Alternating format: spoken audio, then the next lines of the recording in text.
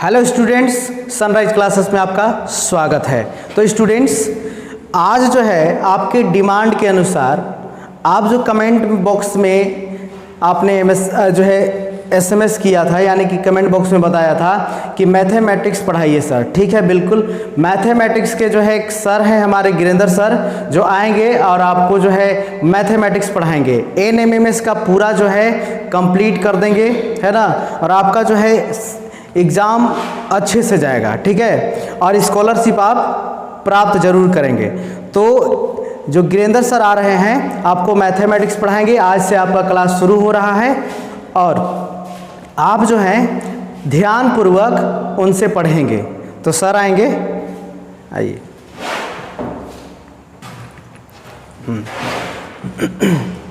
चलिए ठीक है, जैसा कि बच्चों का डिमांड था कि हम लोग को मैथ चाहिए, तो मैथ के लिए हम तैयार हैं। क्या आप तैयार हैं मैथ के लिए? एनएमएमएस के सभी विद्यार्थी आज से पूरे मैथ को शुरुआत से, बिल्कुल कहीं कोई बीच से हम स्टार्ट नहीं करेंगे, शुरुआत से स्टार्ट करेंगे। आप लोग ध्यानपूर्वक प्रतिदिन जो HW दिया जाएगा उसको मेहनतपूर्वक आप बना करके प्रतिदिन आएँ। क्लास आपका चलेगा और मैथ में कहीं कोई किंतु परंतु नहीं होगा। आपका सब सवाल बनेगा यदि आप मेहनत कीजिएगा। तो ठीक है सर, हम लोग स्टार्ट करते हैं।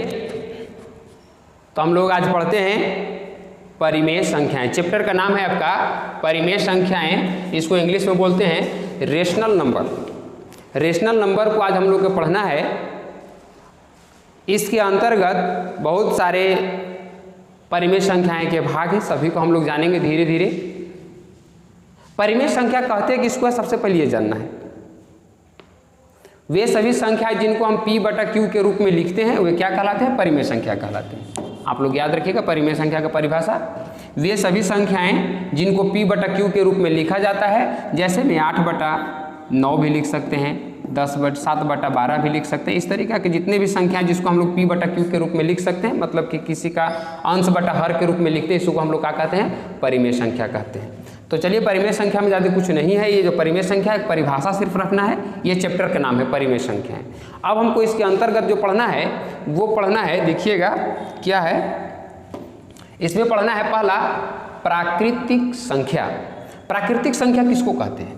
सबसे पहले हम लोग को जानना होगा कि प्राकृतिक संख्या है क्या। प्राकृतिक संख्या किसको कहेंगे? तो प्राकृतिक संख्याएं हैं वे संख्याएं जिनसे वस्तुओं की गणना की जाती है, वस्तुओं को गिनते हैं, इसी को हम क्या कहते हैं? प्राकृतिक संख्या कहते हैं। यानी इसको हम लोग 1 से स्टार्ट करते हैं। प्राकृतिक संख्या को कितने से स्टार्ट करते हैं? 1 से। प्राकृतिक संख्या को हम लोग क्या से स्टार्ट करेंगे? 1 से स्टार्ट करेंगे।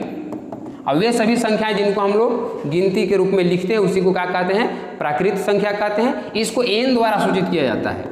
इन सभी संख्याओं को कहाँ से सूचित करेंगे? n से सूचित करेंगे। 1 2 3 4 5 6 डॉट डॉट डॉट जितने भी संख्याएं हैं इसको हम लोग क्या कहेंगे?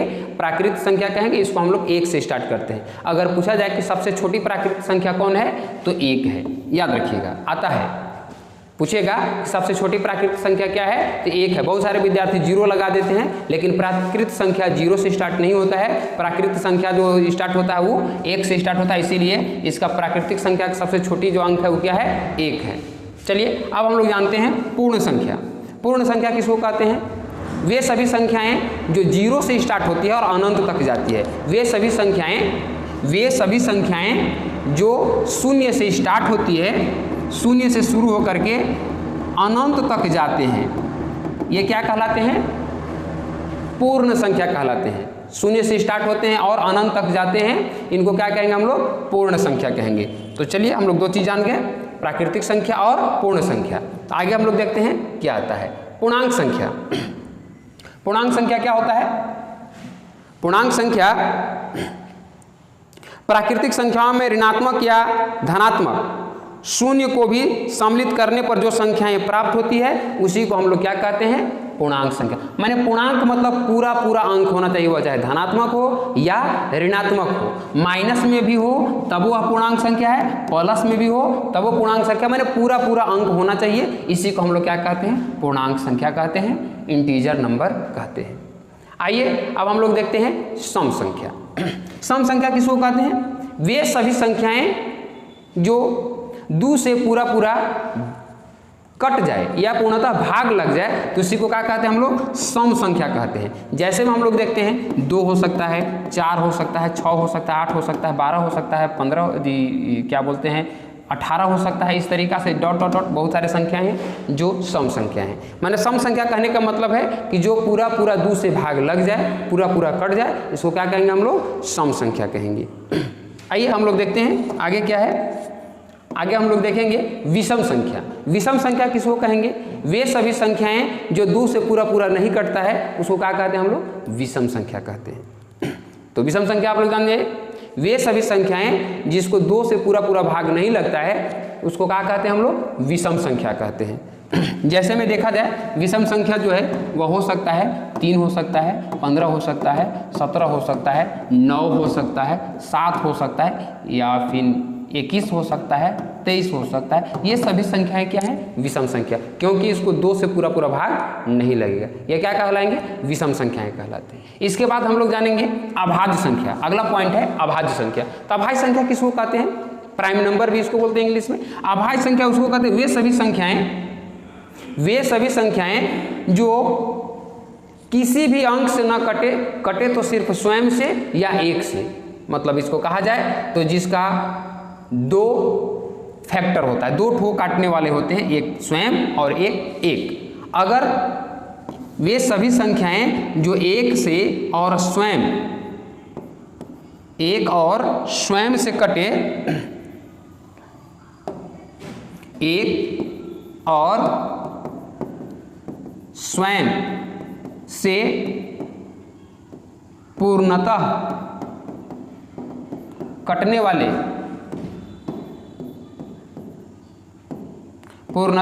वाले संख्या जो हैं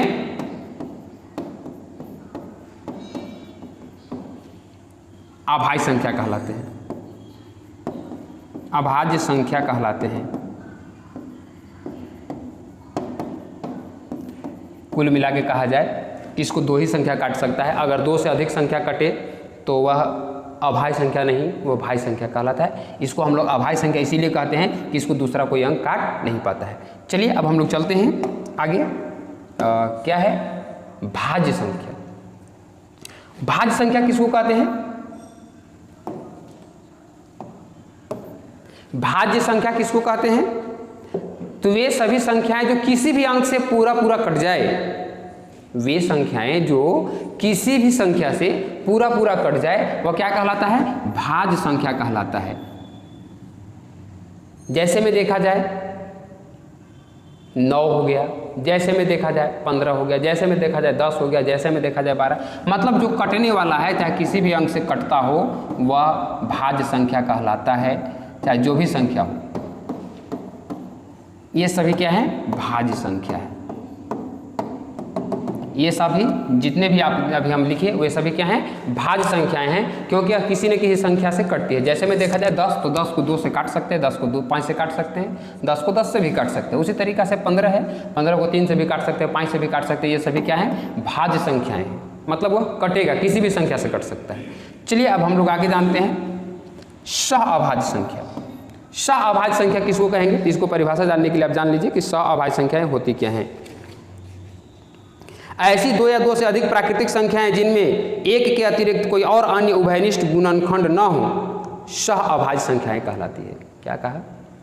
कहा कि ऐसे 2 या अधिक प्राकृत संख्याएं जिनमें एक के अतिरिक्त कोई अन्य उभयनिष्ठ गुणनखंड न हो।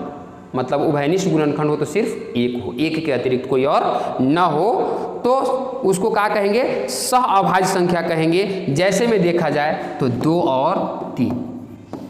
इसमें जो है सह-अभाज्य संख्या इसलिए कहेंगे कि इसमें जो देखेंगे कि एक ही है जो दोनों को काट सकता है, वह है 1। इसी तरीक़ा से देखेंगे तो आप देख सकते हैं दूसरा का नंबर एक और हम दे रहे हैं। जैसे में अगर देखा जाए तो 5, 9 भी वैसा ही संख्या 5, 9। यह क्या है? सह-अभाज्य संख्या है। दोनों अभाज्य हैं, लेकिन दोनों क्या हैं, सह अभाज्य संख्या हैं। जैसे में देखा जाए तो 5, 9, 11 भी हो सकता है, ये भी सह अभाज्य संख्या है। इन दोनों के बीच में सिर्फ एक ही ऐसा है तीनों के बीच में जो तीनों में शामिल है, काटने वाले में, अन्यथा कोई और नहीं है। इसीलिए इसको क्या कहेंगे हम लोग, सह अभाज्य संख्या कहते हैं। तो आप लोग कल इसको तैयारी कर लीजिएगा बढ़िया से कि सह अभाज्य संख्या किसको कहते हैं। फिर से एक बार देख लीजिए, सह अभाज्य संख्या कौन होती है। ऐसी दो या दो से अधिक प्राकृतिक संख्याएं जिनमें एक के अतिरिक्त कोई और अन्य उभयनिष्ठ गुणनखंड न हो, तो क्या कहेंगे हम लोग, सह अभाज्य संख्याएं कहेंगे। जैसे में है 2, 3, जैसे में है 9, 5, 11, और जैसे में अगर देखा जाए तो कहा जाए 16, 21 और 65, ये संख्याएं सह अभाज्य संख्याएं कहलाते हैं। चलिए आगे हम लोग चलते हैं। परिमेय संख्याएं, परिमेय संख्याएं किसको कहेंगे, आप जानते हैं परिमेय संख्याएं क्या होते हैं। वे संख्याएं जिन्हें p/q के रूप में व्यक्त किया जा सकता है उसको क्या कहते हैं, परिमेय संख्याएं कहते हैं, या इसी को इंग्लिश में रीजनल नंबर भी कहते हैं। तो कोई भी संख्या है जिसको हम लोग p/q के रूप में लिखते हैं वे क्या कहलाते हैं, परिमेय संख्याएं कहलाते हैं। जैसे में लिख दे तो 3, 5 लिख सकते, 3/5 लिख सकते हैं, 6/8 लिख सकते हैं, 10/12 लिख सकते हैं, 3/10 लिख सकते हैं, ये सभी क्या हैं। तो जैसा कि आप देखिए परिमेय संख्या किसको कहते हैं। इसके बाद हम लोग को पढ़ना है अपरिमेय संख्या। अपरिमेय संख्या किसको कहेंगे, तो वैसी संख्याएं जिनको हम p/q के रूप में नहीं लिख सकते हैं, वे सभी संख्याएं जिसको हम p/q के रूप में नहीं लिख सकते हैं क्या कहलाते हैं, अपरिमेय संख्याएं कहलाते हैं। इसको रूट में देखा जाता है, जैसे में रूट 5 है, इसको p/q के रूप में पूरा यह रूट से बाहर नहीं निकलता, इसलिए हम इसको क्या कहेंगे, अपरिमेय संख्या कहेंगे, इसको p/q के रूप में नहीं लिख सकते हैं। वे सभी संख्याएं जिनको हम लोग p/q के रूप में नहीं लिख सकते हैं वे क्या कहलाते हैं, अपरिमेय संख्याएं कहलाते हैं। इनको p/q के रूप में हम नहीं लिख सकते हैं। पाई भी एक अपरिमेय संख्या है। पाई जो है क्या है, अपरिमेय संख्या। इसको पूछता है कि पाई क्या है, तो अपरिमेय संख्या, इसको ध्यान में रखिएगा। अब हम लोग आते हैं अगला पॉइंट जो पढ़ना है, वास्तविक संख्या, रियल नंबर। वास्तविक संख्या क्या होता है आप जानते हैं, रियल नंबर। तो वे संख्याएं जो परिमेय और अपरिमेय दोनों होती हैं, मतलब वे संख्याएं जो परिमेय भी हो और अपरिमेय भी हो, तो उसको क्या कहेंगे हम लोग, वास्तविक संख्या कहेंगे, रियल नंबर कहेंगे। जैसे में रूट 5 जो है ये वास्तविक संख्या के अंतर्गत आता है, क्योंकि यह क्या है, अपरिमेय संख्या है। अपरिभाषा हम लोग तुरंत अभी पढ़े कि वास्तविक संख्या किसको कहेंगे, तो परिमेय और अपरिमेय दोनों संख्याओं को क्या कहते हैं हम लोग, वास्तविक संख्या कहते हैं। जैसे में अगर लिखना पड़े तो आप लिख सकते हैं, रूट 5 लिख सकते हैं, 6 लिख सकते हैं, 9 लिख सकते हैं, रूट 3 लिख सकते हैं, 8 लिख सकते हैं, ये सभी क्या हैं, वास्तविक संख्याएं हैं। इसको रियल नंबर बोला जाता है। तो चलिए अभी तक हम लोग जाने क्या क्या जान गए, आपको एक बार फिर से हम लोग याद दिलवाते हैं कि क्या क्या हम लोग पढ़े। देखिएगा, हम लोग पढ़े परिमेय संख्या के अंतर्गत पढ़ रहे हैं, पहला है प्राकृतिक संख्या, दूसरा हम लोग पढ़े पूर्ण संख्या, तीसरा पढ़े पूर्णांक संख्या, चौथा पढ़े सम संख्या, पांचवा पढ़े विषम संख्या, छठा पढ़े अभाज्य संख्या, सातवां पढ़े भाज्य संख्या, और अगला पढ़े सअभाज्य संख्या, उसके आगे पढ़े परिमेय संख्या, उसके बाद पढ़े अपरिमेय संख्याएं, और लास्ट में पढ़े हम लोग वास्तविक संख्याएं, जिसको हम लोग रियल नंबर बोलते हैं। तो वास्तविक संख्या आप लोग जान के होंगे कि वास्तविक संख्या किसको कहते हैं, वे संख्याएं जो परिमेय और अपरिमेय दोनों होते हैं, ओकरा क्या कहते हैं हम लोग, वास्तविक संख्या कहते हैं। परिमेय और अपरिमेय को हम लोग कहेंगे वास्तविक संख्या। अब हम लोग का आगे पढ़ना है, उदाहरण के तौर पर कुछ हम सवाल बताते हैं। देखिएगा, आपके सवाल आता है, ये सबसे छोटी अभाज्य संख्या कौन है, सबसे छोटी अभाज्य संख्या कौन है। अभी तुरंत हम लोग पढ़ रहे थे कि भाज्य संख्या किसको कहते हैं, अभाज्य संख्या किसको कहते हैं। तो आप बताइए कि सबसे छोटी अभाज्य संख्याएं कौन है। सबसे छोटी अभाज्य संख्या क्या होता है, तो सबसे छोटी अभाज्य संख्या वो 2 है, याद रखिएगा। सबसे छोटी अभाज्य संख्या कौन है, तो 2 है। अब इसके बाद है कि परिमेय संख्याओं 3/7 और 7/3 का योग क्या हो। जोड़ के देखते हैं, अभी तुरंत वो मिस्टेक हो गया था, फिर देखते हैं। ये है 3/7 और 7/3। जब दोनों के एलसीएम लीजिएगा तो हो जाएगा 7 या 21 लिखेंगे। तो 7 तिया कैसे, यानी 3 बार में, तो 3 के पढ़ा 3 बार पढ़ेंगे तो 3 तिया 9 प्लस 3 के पढ़ा क्या बार पढ़ेंगे, किस है 7 बार, तो 7 7 49। अभी दोनों को जोड़ेंगे तो 49 और 9 होता है 58/21। जो होगा वही आंसर हो जाएगा, यानी कि पहला ऑप्शन जो है आपका सही है। आप देख सकते हैं, आप हल भी देख लिए, आप देखिए कि कौन सा होगा। देखिए इसका आंसर 58/21 होगा। तो चलिए अगला सवाल हम लोग चलते हैं तीसरा। परिमेय संख्याओं 5/11 को 17/22 से भाग देने पर क्या प्राप्त होगा। आप देख सकते हैं कि आपको भागा देना है, किससे किस में भागा देना है। आप देखिए परिमेय संख्या दिया हुआ है 5/11 और 17/22 से इसको भाग देना है। तो 5/11 को यदि आप भाग दीजिएगा, हम यहाँ पर आपको बना के दिखाते हैं। यहाँ पर देखिए 5/11 है, इसको भाग देना है कितना से, 17/22 से। जब इसको भागा दीजिएगा तो इसको गुना में बनाना होगा। 5/11 गुने हो जाएगा 22/17, 11 दूनी की 22, यानी कि कुल मिला के 10/17 जो होगा आंसर हो जाएगा। है कोई 10/17, यानी कि 10/17 सी ऑप्शन सही है। आप देख लिए, देखते हैं क्या होता है। हाँ 10/17 ठीक है।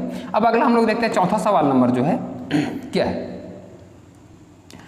तो जो सवाल है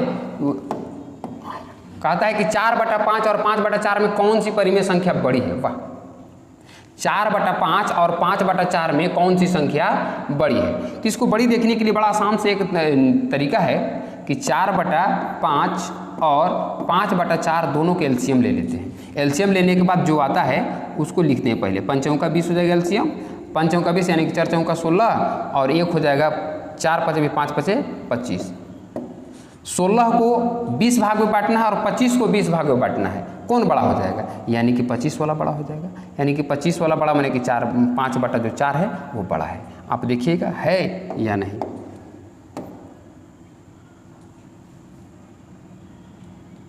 ये मिसप्रिंट है, इसको होना चाहिए था 5/4 आंसर। ये ऑप्शन गलती लिखा गया, थोड़ा सा ध्यान दीजिएगा। आप लोग थोड़ा सा इसको सुधार लीजिएगा। ये जो है यहाँ पर 5/4 था, 6 लिखा गया है गलती से। इसको आप लोग सही कर लीजिएगा, ठीक है। अब हम लोग आगे बढ़ते हैं।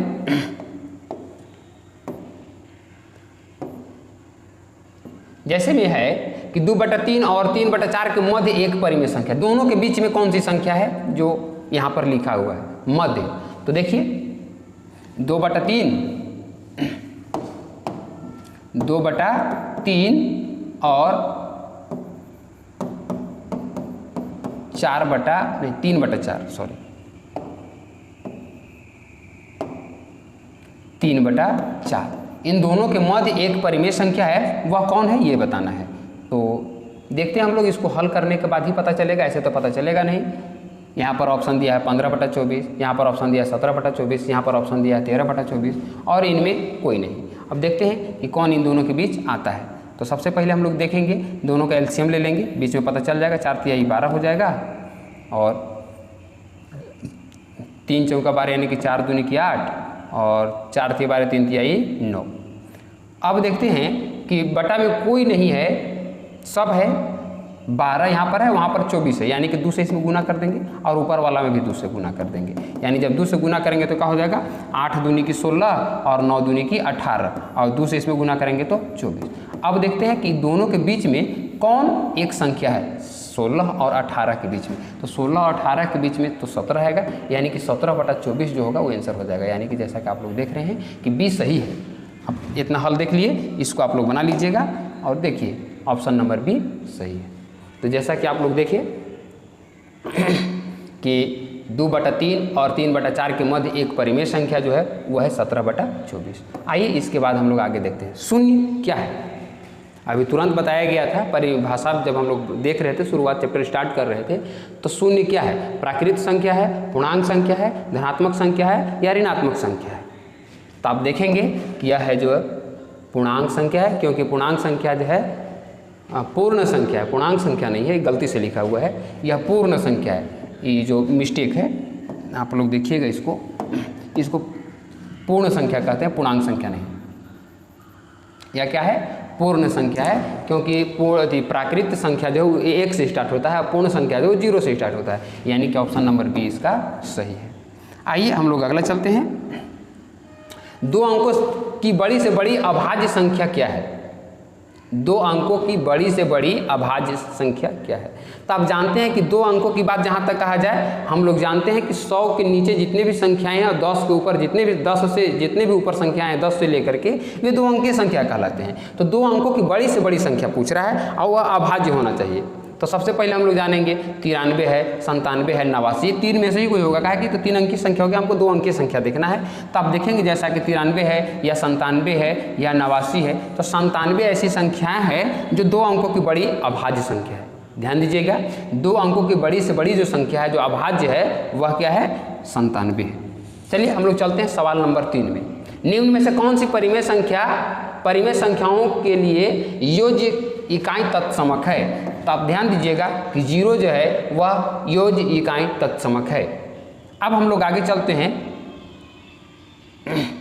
आप लोग को एक नियम पढ़ना है, एक नियम हमको पढ़ना है, विभाज्यता का नियम। विभाज्यता का नियम में क्या कहता है, विभाज्यता का नियम जब पढ़िएगा तो कौन संख्या कौन से कटता है, विभाज्यता का नियम कहलाता है। तो विभाज्यता का नियम में हम लोग देखेंगे कि 73, 86, 0, 3, 38, 73, 86, 0, 38 भाज्य है किससे, 3 से, 4 से, 9 से या 11 से, कौन से कटेगा। तो ध्यान दीजिएगा कि लास्ट के संख्या को हम लोग देखते हैं, यदि वह सम है तो सम से कटेगा, यानी कि 4 से इसको देख करके काटा जा सकता है। देखते हैं क्या आता है इसका ऑप्शन, 11 से नहीं, 4 से नहीं बल्कि 11 से कटेगा, क्योंकि 11 की विभाज्यता का नियम जो है आप पढ़िएगा तो पता चलेगा कि 11 की विभाज्यता का नियम क्या है। यह संख्या पूरा 11 से कटेगा। अगला है, निम्न में से कौन सी संख्या 9 से भाज्य है। 9 से कौन सी संख्या भाज्य है, तो विभाज्यता का नियम में बताया है कि 9 से कौन सी संख्या कट सकता है। तो विभाज्यता का नियम जो 9 का है हम बता दे रहे हैं आप लोग के कि 9 का जो विभाज्यता का नियम है, कोई भी संख्या 9 से पूर्णतः तभी विभाजित होती है जब उसके अंकों का योग 9 से पूर्णतः विभाजित होता है। इसको आप जोड़ करके देखिए कि यदि पूरा जोड़ने के बाद 9 से कटने वाला संख्या आता है तो समझिएगा को 9 से कट जाएगा। जैसे में 6 2 8 और 3 आगे चला गया, हाँ ठीक है। जैसे में 6 2 8 और 3 11, 11 4 15 5 20, 20 8 28, 28 8 हो जाएगा 36। तो 36 जो है 9 से पूरा कटता है, इसीलिए यह समझेंगे कि 9 से पूरा कट जाएगा। ऐसे और कोई देखिएगा तो आप देख सकते हैं कि जोड़ने के बाद 9 से पूरा कटने वाला अंक नहीं आएगा। जैसे में देखिए तो 7 5 12 3 15 15 और 2 17 17 4 21 21 और 5 होता है 26 26 और 8 होता है 34 34 9 से पूरा कटने वाला नहीं है। यानी कि विभाज्यता का नियम जो 9 से कहता है कि वे संख्याएं जिसको जोड़ने के बाद जो भी संख्या दिया रहेगा, अगर जो जोड़ने के बाद 9 से पूरा कट जाता है तो समझेंगे कि पूरा अंक जो है 9 से कटेगा। ये विभाज्यता का नियम है। आइए आगे हम लोग देखते हैं। यदि 157 यहाँ पर रिक्त स्थान है, ध्यान दीजिएगा यहाँ पर रिक्त स्थान है, यहाँ पर खाली जगह है, इसमें कौन सी संख्या भरेंगे जो 3 से पूरा कट जाता हो। स्टार का स्थान पर निम्न में से कौन सी अंक को रखना होगा, कौन सी संख्या को हम लोग रखेंगे कि यह पूरा कट जाएगा। तो सबसे पहले हम लोग को जानना होगा 3 की विभाज्यता का नियम। तो 3 का विभाज्यता का नियम भी सेम 9 की विभाज्यता का नियम की तरह ही है। तो इसको क्या करेंगे हम लोग, इन सभी संख्याओं को जोड़ेंगे और जोड़ने के बाद देखेंगे कि कौन सी संख्या घट रहा है, जो 3 में जोड़ देंगे उसमें जोड़ देंगे तो 3 से पूरा कट जाएगा। सभी संख्याओं को जोड़ने के बाद यदि 3 से कट जाएगा तो समझेंगे वो 3 से पूरा कटेगा। जैसे में है 5 और 1 6 और 7, 7 6 13, 13 और 2 15, 15 और 3 18 और 4 22। तो 3 से तो कटेगा नहीं। इसमें कौन सी संख्या को जोड़ा जाए, छोटी छोटी संख्या की जो कि 3 से कटेगा। तो यानी कि हमको लगता है कि 1 जोड़ेंगे तो 23 होगा, 23 भी नहीं कटेगा। 0 जोड़ेंगे तो कोई फर्क नहीं पड़ेगा, यानी कि 2 होगा। 2 को यदि हम लोग रख दें इसमें तो 22 और 2 हो जाएगा 24। तो 24 3 से कट जाता है, इसलिए विभाज्यता का नियम यह पास हो गया, इसलिए यह 3 से पूरा कट जाएगा। देखते हैं इसका आंसर, हाँ यही है 2 है, यानी कि 2 है। 2 इस खाली जगह में रख देंगे तो 3 से पूरा कट जाएगा। आइए हम लोग 7वां सवाल देखते हैं कि निम्न में से कौन सी संख्या अपरिमेय है। कौन सी संख्या अपरिमेय है। तो आपको तुरंत बताया गया था ये 22/7 है, P/Q के रूप में है, यह परिमेय संख्या हो जाएगा। इसको भी लिखेगा तो परिमेय संख्या होगा, इसको भी लिखेगा तो परिमेय संख्या होगा। लेकिन पाई हम बताए थे कि पाई क्या है, एक अपरिमेय संख्या है, यानी कि यह आंसर सही है आपका पाई। पाई कौन सी संख्या है, अपरिमेय संख्या है। आइए आगे देखते हैं 8वां सवाल। 8वां जो सवाल है, निम्न में से कौन सी संख्या परिमेय है। परिमेय किसको कहते हैं? तो परिमेय संख्याएं वे होते हैं जो रूट से बाहर पूरा पूरा आ जाते हैं, यानी कि उसको p/q के रूप में लिख सकते हैं। तो रूट 3 है, 3 पूरा पूरा बाहर नहीं आता है, 2 + रूट 3 है, ये भी पूरा पूरा बाहर नहीं आएगा, 5 रूट 3 है, ये भी पूरा पूरा बाहर नहीं आएगा, लेकिन 4 जो है रूट में वह पूरा पूरा बाहर आ जाएगा। यानी कि 4 का वर्गमूल हम सभी जानते हैं कि कितना होता है, 4 का वर्गमूल 2 होता है। तो 4 का वर्गमूल 2 होता है, यानी कि इसको p/q के रूप में लिख सकते हैं। इसलिए क्या है, यह एक परिमेय संख्या है। कौन? रूट 4। रूट 4 एक क्या है? परिमेय संख्या है। आइए आगे हम लोग देखते हैं क्वेश्चन नंबर 9। निम्नलिखित में से कौन सी संख्या निम्नलिखित में से परिमेय संख्या है? कौन परिमेय संख्या है? इसमें ये देखना होगा परिमेय संख्या कौन है।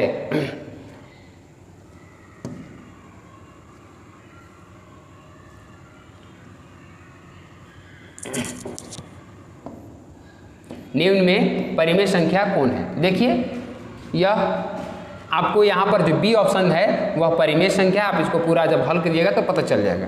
चलिए हम लोग देखते हैं 10वां क्वेश्चन। 1 से 100 तक की गिनती अभाज्य संख्याएं होती है। कितनी होती हैं जो 1 से 100 के बीच में अभाज्य संख्या है?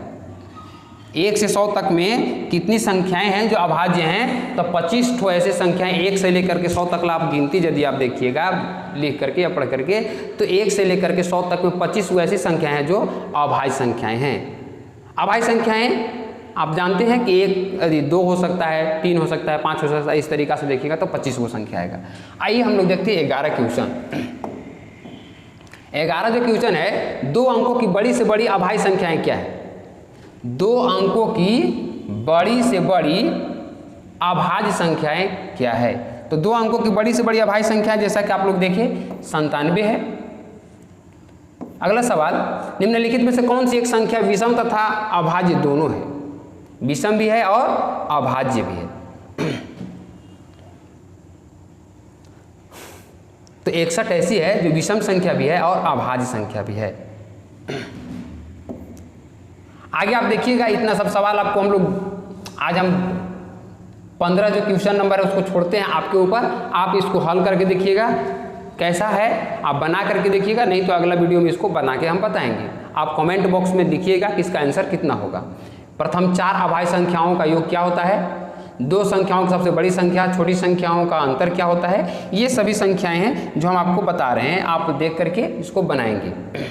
ठीक है, आगे हम आपको वीडियो दिखाते चल रहे हैं, आप बनाते चलेंगे, इसको हल करते चलेंगे। 17 क्वेश्चन जो है 30 और 40 के बीच अभाज्य संख्याओं का गुणनफल का इकाई अंक क्या होगा? अगला है 2 और 3 के बीच कितनी परिमेय संख्याएं हो सकती हैं? अनंत हो सकती है। ऐसे 2 संख्याओं का योगफल सदैव होता है। परिमेय या अपरिमेय संख्या इनमें से कोई नहीं, कुछ निश्चित नहीं कहा जा सकता है। ये सभी चीज़ है। 20वां क्वेश्चन है, अपरिमेय संख्याओं का गुणनफल सदैव होता है। केवल परिमेय, केवल अपरिमेय, परिमेय अपरिमेय दोनों निश्चित नहीं किया जा सकता है। ये सभी क्वेश्चन है जो आपको हल करके आना है कल। ठीक है, आज इतना ही रह देते हैं।